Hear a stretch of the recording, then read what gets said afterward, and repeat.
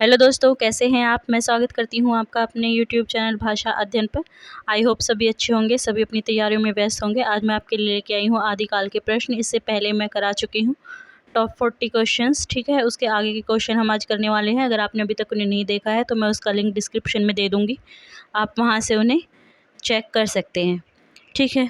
मैंने ऐसे प्रश्नों को इकट्ठा करने की कोशिश की है जो कि परीक्षा में आने की पूरी संभावना है, ताकि आपके स्कोर को जो है बूस्ट मिल सके। तो चलिए शुरू करते हैं आज के क्वेश्चन नंबर 41 देखते हैं।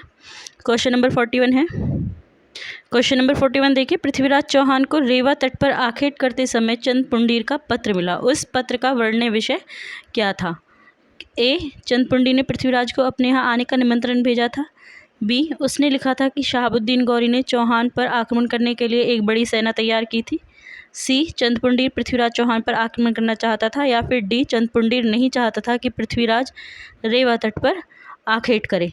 तो जो इसका आंसर है वो होगा ऑप्शन बी। उसमें लिखा था कि शहाबुद्दीन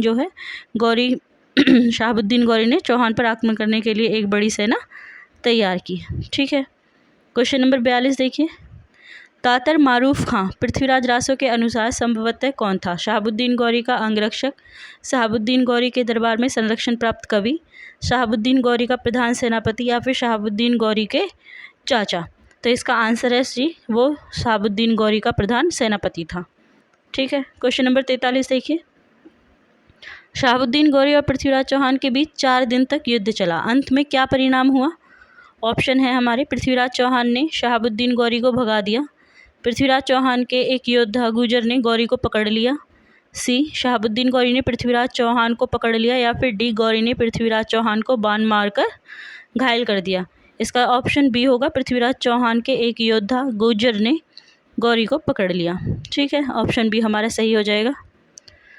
आगे देखिए क्वेश्चन नंबर 44, खालिक बारी, दो सखुने व तुगलकनामा के रचनाकार कौन है।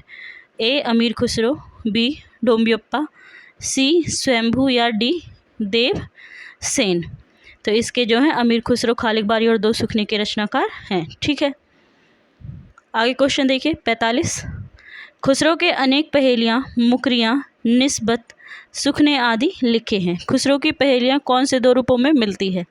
मुकरियाँ और सुखने, बी, सुखने और निस्बत, सी, अंतरलिपिका या बहिर्लिपिका, और डी, पहेलियाँ या निस्बत। तो किस रूप में मिलती हैं हमें, वो मिलती है हमें अंतरलिपिका और बहिर्लिपिका। ऑप्शन सी हमारा बिल्कुल सही हो जाएगा, ठीक है। क्वेश्चन नंबर 46 देखिए, अमीर खुसरो की पहेलियों में कौतूहलता और वैचित्र्यता मिलती है। खुसरो ने किस अलंकार का प्रयोग करके अपनी इन मुकरियों पहेलियों में चमत्कार पैदा किया है। ऑप्शन है हमारे, ए, उत्प्रेक्षा अलंकार, बी, विभावना अलंकार, सी, अपनहति अलंकार, या फिर डी, अन्योक्ति अलंकार। तो जो इसका आंसर होगा वो होगा सी, अपनहति अलंकार, ठीक है। आगे देखिए क्वेश्चन नंबर 47। क्वेश्चन नंबर 47 है कि अमीर खुसरो हिंदी के श्रेष्ठतम साहित्यकार थे। खुसरो ने हिंदी साहित्य में किस भाषा की नींव रखकर हिंदी साहित्य के इतिहास में अपना अभूतपूर्व योगदान दिया। ऑप्शन है हमारे, ए, रेखता, बी, दक्षिणी उर्दू, सी, ब्रजभाषा जो फारसी मिश्रित थी, या फिर डी, हिंदी खड़ी बोली। तो इसका ऑप्शन जो है हिंदी खड़ी बोली सही हो जाएगा, ठीक है। क्वेश्चन नंबर 48 देखिए, के संदर्भ में निम्न में से कौन सा कथन असत्य है। ए, अमीर खुसरो ने ही हिंदी खड़ी बोली की नींव रखी। बी, अमीर खुसरो रीतिकाल के महानतम कवि व शायर थे। सी, अमीर खुसरो आबी फारसी हिंदी के प्रकांड विद्वान थे। और डी, अमीर खुसरो को सर्वाधिक ख्याति पहेलियाँ, मुकरियाँ तथा फुटकर गीत लिखकर मिली। तो इसका ऑप्शन जो है ऑप्शन बी बिल्कुल सही हो जाएगा, अमीर खुसरो रीतिकाल के महानतम कवि व शायर थे, ठीक है। प्रश्न संख्या 49 देखिए, मनोविनोद अमीर खुसरो की अद्वितीय विशिष्टता थी। इसके लिए उन्होंने पहेलियों की रचना की। पहेलियों से साम्य रखती उनकी अन्य रचनाएं हैं, मुकरियाँ, निस्बतें, 2 या 3 सुखने। बी है खालिक बारी, दास्तान लैला मजनू, सी है गुरतुल कलाम और शीरी खुसरो, और डी है आईने सिकंदर और हशत बहिशत, ठीक है। इसका ऑप्शन ए, मुकरियाँ, निस्बतें, 2 या 3 सुखने सही हो जाएगा। क्वेश्चन नंबर 50 देखिए, विद्यापति पदावली में किस रस की प्रधानता है। वीर रस, करुण रस, श्रृंगार रस, या फिर वात्सल्य रस। तो विद्यापति में श्रृंगार रस की प्रधानता है, ऑप्शन बी हमारा बिल्कुल सही हो जाएगा। प्रश्न संख्या 51 देखिए, विद्यापति की पदावली में आश्रयदाता की प्रशंसा है, बी वीर रस की प्रधानता है, सी श्रृंगार रस की प्रधानता है, या फिर डी भक्ति और श्रृंगार दोनों है। तो इसमें देखिए भक्ति और श्रृंगार दोनों हैं, ठीक है। तो ऑप्शन डी जो है हमारा सही हो जाएगा। देखिए क्वेश्चंस वही होते हैं, बस उसमें शब्दों का फेर होता है, इसलिए आपको अच्छे से पहले क्वेश्चन को समझना है, उसके बाद जो है सर्कल फिल करना है, ठीक है। क्वेश्चन नंबर 52 देखिए, निम्न में से कौन सी रचनाएं विद्यापति की नहीं है? ए गया पतलक, शैव, सर्वस्वासर, बी वर्णकृत्य पुरुष परीक्षा, सी कीर्तिलता कीर्ति पताका, और डी बर्वे रसायन और गीतावली। तो इसमें से कौन सी हैं जो रचनाएं नहीं हैं विद्यापति की? तो वो है ऑप्शन डी बर्वे रसायन और गीतावली, ठीक है। क्वेश्चन नंबर 53 देखिए, विद्यापति विभिन्न भाषाओं के जानकार थे, उन्हें संस्कृत, प्राकृत, अपभ्रंश, मैथिली आदि भाषाओं का ज्ञान था। विद्यापति ने अपनी रचना पदावली किन भाषाओं में लिखी थी? ए अवहट और संस्कृत, बी ब्रजबोली और मैथिली, सी प्राकृत, अपभ्रंश, और डी खड़ी बोली और ब्रज भाषा। तो इसका सही ऑप्शन होगा बी ब्रजबोली और मैथिली में उन्होंने अपनी रचनाएं लिखी हैं, ठीक है। प्रश्न संख्या 54 देखिए, विद्यापति के वर्ण्य विषय से संबंधित कौन सा कथन असत्य है? ए विद्यापति ने आलम्बन की मुद्राओं, चेष्टाओं, क्रियाओं आदि का अभूतपूर्व वर्णन किया है, बी सूरदास की तरह विद्यापति ने राधा कृष्ण के प्रेम को आध्यात्मिक रखा है, सी नायिकाओं के रूप सौंदर्य, नक्शिक सौंदर्य आदि के माध्यम से विद्यापति ने विषय को उद्दीपन बना लिया है, और डी विद्यापति के सदन स्नाता प्रसंग में श्रृंगार रस की अनूठी उद्भावना है। इसका ऑप्शन बी बिल्कुल सही हो जाएगा, सूरदास की तरह विद्यापति ने राधा कृष्ण के प्रेम को आध्यात्मिक रखा है, ठीक है। क्वेश्चन नंबर 55 देखिए, आदिकालीन किस रचना में त्रिहुत के शासक की प्रशंसा का वर्णन है? ए प्रमाल रासो, बी खुमान रासो, सी पदावली, और डी कीर्ति लता। तो इसमें जो ऑप्शन डी कीर्ति लता में त्रिहुत के शासक की प्रशंसा का वर्णन किया गया है, ठीक है। क्वेश्चन नंबर 56 देखिए, निम्नलिखित कृतियों और उनके कृतकारों के संबंध में असत्य कथन बताइए। कुमार चरियो विजय सेन सूरी, गाथा सप्तशती हाल कवि, पदावली विद्यापति, उपदेश रसायन रास मधुकर कवि। तो इसका जो सही ऑप्शन होगा डी उपदेश रसायन रास मधुकर कवि हमारा सही हो जाएगा, ठीक है। आदिकालीन गद्य रचना नहीं है, ए राउल वेल, उक्ति व्यक्ति प्रकरण, वर्ण रत्नाकर, या फिर इनमें से कोई नहीं। तो इनमें से कोई भी है जो आदिकालीन गद्य रचना नहीं है, ऑप्शन डी हमारा सही हो जाएगा, ठीक है। प्रश्न संख्या 58 देखिए, हिंदी में नक्शिक वर्णन की श्रृंगार परंपरा का आरंभ माना जाता है। हमें ऑप्शंस दिए हैं, ए परमाल रासो, बी संदेश रासक, सी राउल वेल, और डी गाथा सप्तशती। तो इसका ऑप्शन हो जाएगा सी राउल वेल, ठीक है। प्रश्न संख्या 59 देखिए, वर्ण रत्नाकर के विषय में बताया गया है। मैथिली हिंदी में रचित गद्य है, बी 7 कलोलों में विभाजित है, सी इसका संपादन हजारी प्रसाद द्विवेदी ने किया है, या फिर डी उपरोक्त सभी। तो 59 का आंसर क्या होगा? यह मैथिली हिंदी में रचित गद्य है, ठीक है।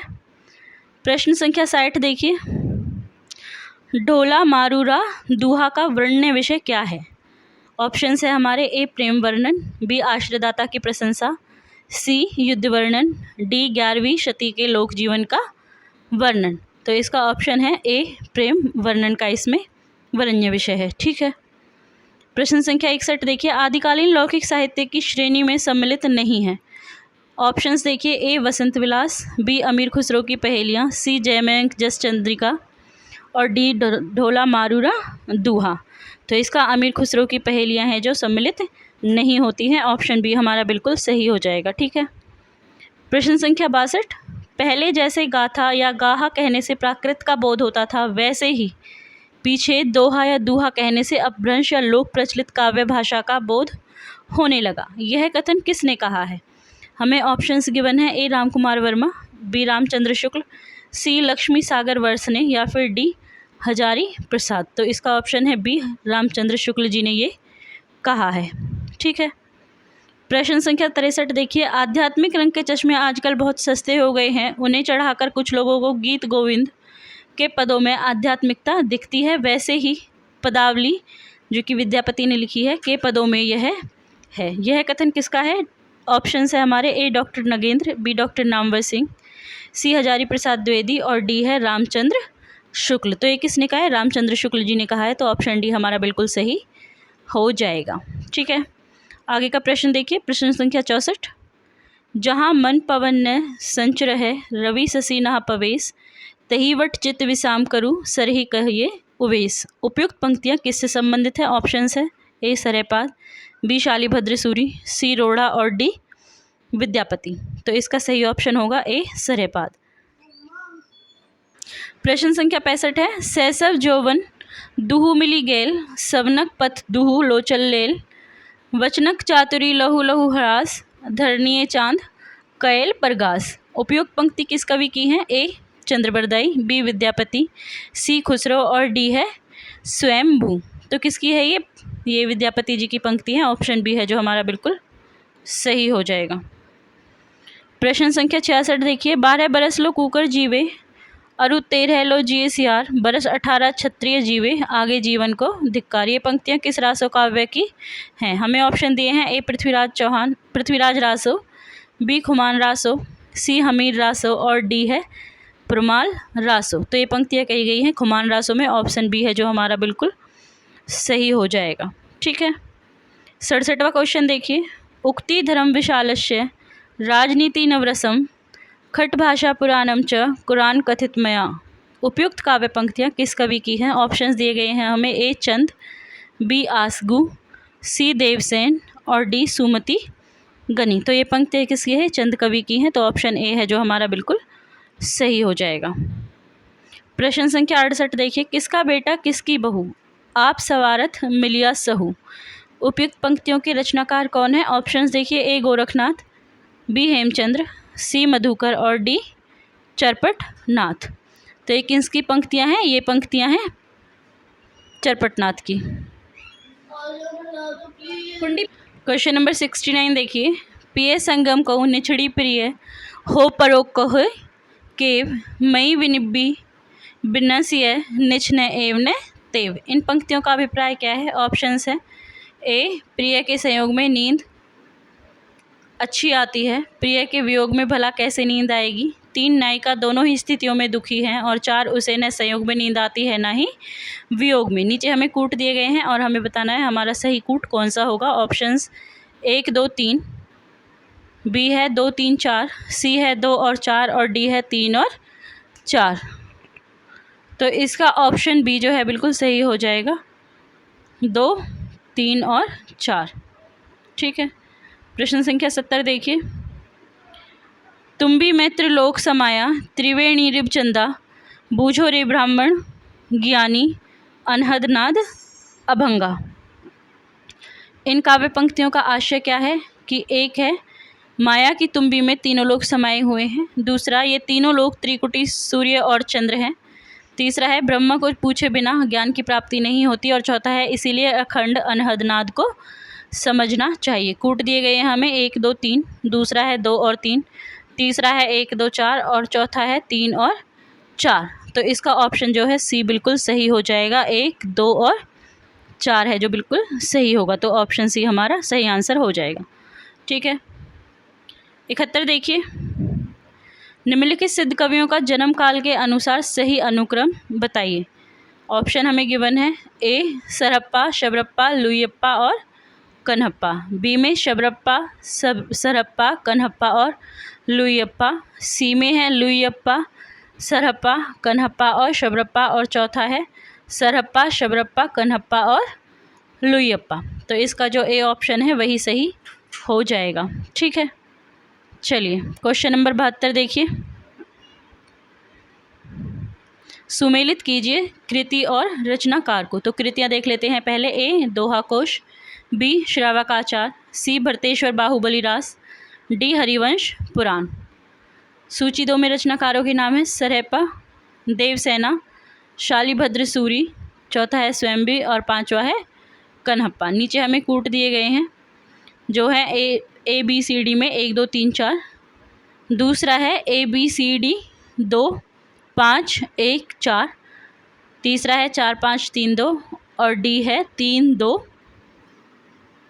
5 और 4। ठीक है, तो आपको बताना है कौन सा आंसर है जो हमारा बिल्कुल सही हो जाएगा।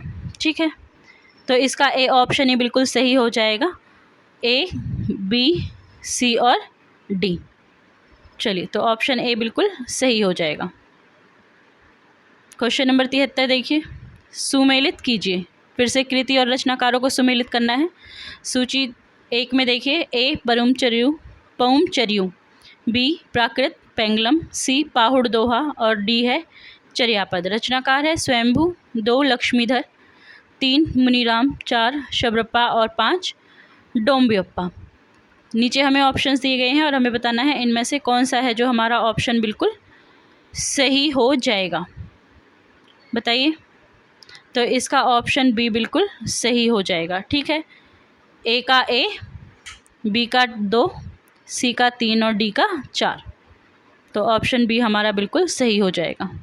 चलिए नेक्स्ट क्वेश्चन पे चलते हैं। क्वेश्चन नंबर 74, आदिकालीन साहित्य के संबंध में कौन सा कथन सत्य है? आदिकालीन साहित्य शुद्ध अपभ्रंश में है, 2 आदिकालीन साहित्य शुद्ध हिंदी में है, 3 आदिकालीन साहित्य अपभ्रंश भास हिंदी में है और 4 आदिकालीन साहित्य शुद्ध प्राकृत में है। कूट हमें दिए गए हैं, ए पे 1, 2, 3, बी में 2 और 4, सी में 1 और 4 और डी में केवल 3। हमें बताना है कौन सा ऑप्शन हमारा सही होगा। तो ऑप्शन डी केवल 3 सही है, आदिकालीन साहित्य अपभ्रंश मास हिंदी में है। ठीक है, चलिए क्वेश्चन नंबर 75 देखिए, रासो काव्य के संदर्भ में निम्नलिखित में असत्य कथन को चुनिए। ऑप्शंस हमें दिए हुए हैं, 1 पृथ्वीराज रासो श्रृंगार रस प्रधान ग्रंथ है, 2 बीसलदेव रासो श्रृंगार रस प्रधान ग्रंथ है, 3 अधिकतर रासो काव्य प्रमाणिक है और 4 विजयपाल रासो अपभ्रंश की रचना है। कूट हमें दिया गया है, ए 1 और 2, बी 1 और 3, सी 2 और 3 और डी है 2 और 4। तो इसका सही ऑप्शन होगा बी 1 और 3 ऑप्शन जो है सही है। ठीक है, आगे चलिए क्वेश्चन नंबर 76 देखिए, आचार्य रामचंद्र शुक्ल के अनुसार किसकी रचनाएं साहित्यिक कोटि की नहीं है? ऑप्शंस हमें दिए हुए हैं, 1 भट्ट केदार और नरपति नल्हा की रचनाएं, 2 सिद्ध और योगियों की रचनाएं, 3 जगनिक एवं चंद्रबरदाई की रचनाएं और 4 है विद्यापति और खुसरो की रचनाएं। कूट हमें दिए गए हैं, 1 और 2, 2 और 3, केवल 2, 3 और 4। तो इसका ऑप्शन है केवल 2। ठीक है, सिद्धों और योगियों की रचनाएं जो साहित्यिक कोटि में नहीं आती हैं। क्वेश्चन नंबर 77 देखिए,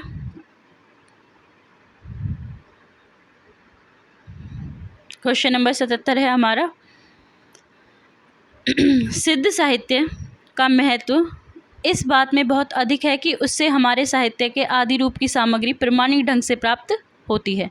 भाषा विज्ञान की दृष्टि से यह भी महत्वपूर्ण है। यह कथन किसका है?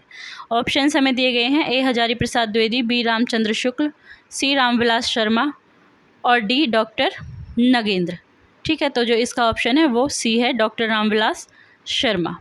ठीक है, 78वां क्वेश्चन देखिए, गोरखनाथ अपने युग के सबसे महान धर्म के नेता थे, उनकी संगठन शक्ति अपूर्व थी, उनका व्यक्तित्व समर्थ धर्मगुरु का व्यक्तित्व था। यह कथन किसका है?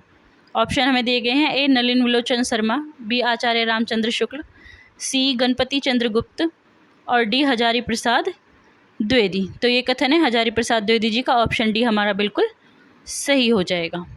ठीक है, प्रश्न संख्या 79, इस मार्ग की सबसे बड़ी कमजोरी इनका रूखापन और गृहस्थ धर्म के प्रति अनादर भाव है। नाथ संप्रदाय के संबंध में यह कथन किसका है? ऑप्शंस है विजयदेव नारायण शाही, रामचंद्र शुक्ल, हजारी प्रसाद द्विवेदी या फिर धीरेन्द्र वर्मा। तो ये कथन हजारी प्रसाद द्विवेदी जी का है, ऑप्शन सी हमारा बिल्कुल सही हो जाएगा। ठीक है, प्रश्न संख्या 80 देखिए, वस्तुतः छंद, काव्यगत रूप, वक्तव्य वस्तु, कवि रूढ़ियों और परंपराओं की दृष्टि से यह साहित्य अपभ्रंश साहित्य का बढ़ावा है। जैन साहित्य के संबंध में यह विचार किसका है? ऑप्शन हमें दिए गए हैं, रामचंद्र शुक्ल, डॉक्टर नगेंद्र, डॉक्टर राम कुमार वर्मा और डी है रमाशंकर शुक्ल रसाल। तो ये किसका है? ये रामचंद्र शुक्ल जी का कथन है, ऑप्शन ए हमारा बिल्कुल सही हो जाएगा। नेक्स्ट क्वेश्चन देखिए, देसिल बयाना सबजन मिठा ते संजपो अब हट्ठा। प्रस्तुत पंक्ति किस कवि की है? ऑप्शन है जगनिक चंद्रबरदाई, विद्यापति या फिर मधुकर। तो ये किसने कहा है? ये विद्यापति जी ने कहा है। ऑप्शन सी हमारा बिल्कुल सही हो जाएगा। ठीक है, 82वां प्रश्न देखिए। दव का दाधा हो कुपल्लई, जीव का दाधा न पालावई। उपयुक्त काव्य पंक्तियाँ किस रासों में वर्णित है? ऑप्शन हमें दिए गए हैं। A Prithviraj Raso, B Khuman Raso, C Bisaldev Raso या फिर डी इनमें से कोई नहीं। तो इसका ऑप्शन सी जो है सही हो जाएगा। बी सलदेव रासो की ये पंक्तियां हैं। क्वेश्चन नंबर 83 देखिए। जी कुछ दियो केमास ही अपेनौसु पायु, दिनमान दिन पाइंस। उपयुक्त काव्य पंक्तियां किस काव्य ग्रंथ से ली गई हैं? हमें विकल्प दिए हुए हैं। पृथ्वीराज रासो, विजयपाल रासो, हमीर रासो या फिर इनमें से कोई नहीं। तो ये पृथ्वीराज रासो से ली गई पंक्तियां हैं। ऑप्शन ए हमारा बिल्कुल सही हो जाएगा। आगे देखिए। हेरी ये मेरी तैला बाड़ी खसमे समतुला, पुकड़े सेरे कपासु फुटीला। उपयुक्त काव्य पंक्तियों के जो रचनाकार हैं कौन है? ऑप्शंस हमें दिए गए हैं। कन्हप्पा, स्वयंभू, शबरप्पा या फिर आसगु कवि। तो ये जो है शबरप्पा की लाइनें हैं। ठीक है, तो 84 का जो आंसर हो जाएगा ऑप्शन सी हमारा बिल्कुल सही हो जाएगा। क्वेश्चन नंबर 85 देखिए। गोरी सोवे सेज पर मुख पर डारे केस, चल खुसरो घर आपने रैन बई चहुदेस। उपयुक्त पंक्तियों में कवि ने गौरी का संबंध, उपयुक्त काव्य पंक्तियों में गौरी का संबंध किस किस से है? 1 नायिका से, 2 निजामुद्दीन चिश्ती से, 3 कवि की प्रेयसी से या फिर डी मोहमाया से। कूट हमें दिए गए हैं। पहले पे है 1, 2 और 3, बी में है 2 और 4, सी में 2 और 3 और डी में है 1 और 2। तो इसका ऑप्शन डी जो है बिल्कुल सही हो जाएगा। एक तो नायिका से इसका अर्थ है और दूसरा है निजामुद्दीन चिश्ती से। ठीक है, चलिए 86वां प्रश्न है। पीयू चित्तौड़ ने आवऊ सावन पहली तीज, जो वे बाट बिरहिने खिनखिन अनवे खींच, संदेश ओपिन साहिबा पाछो प्रिय न देहे, पंछी धालिया पिंजरे छूटन रो संदेह। इन काव्य पंक्तियों में किन किन भावों की अभिव्यंजना हुई है? ऑप्शन हमें दिए हैं। लोक व्यवहार, विरह, क्रोध और विनय। नीचे हमें कूट दिए गए हैं और हमें बताना है हमारा सही ऑप्शन क्या है। तो देखिए विरह और क्रोध का इसमें वर्णन है, तो ऑप्शन सी हमारा सही हो जाएगा। ठीक है, 87वां देखिए। जन्म काल के अनुसार कवियों का सही अनुक्रम क्या है? ऑप्शन है स्वयंभू, चंद्रबरदाई, विद्यापति और कबीर। ये 4 कवि हमें दिए गए हैं और इनको सही अनुक्रम में लगाना है। हमें बताना है कौन सा ऑप्शन है जो सही अनुक्रम बताता है। तो ऑप्शन ए ही वो ऑप्शन है जो हमें सही अनुक्रम बताता है। ठीक है, प्रश्न संख्या 88 देखिए। रचनाकाल की दृष्टि से रासो ग्रंथों का सही अनुक्रम क्या है? A Bisaldev Raso, B Prithviraj Chauhan Raso, C Hammir Raso और डी खुमान रासो। ठीक है, उसके अलावा बी ऑप्शन ये है। देखिए इसमें आगे के 2 ऑप्शन देखने की ज़रूरत नहीं, क्योंकि ऑप्शन ए जो है हमारा बिल्कुल सही हो जाएगा। ठीक है, तो ये थे आज के प्रश्न आदिकाल से।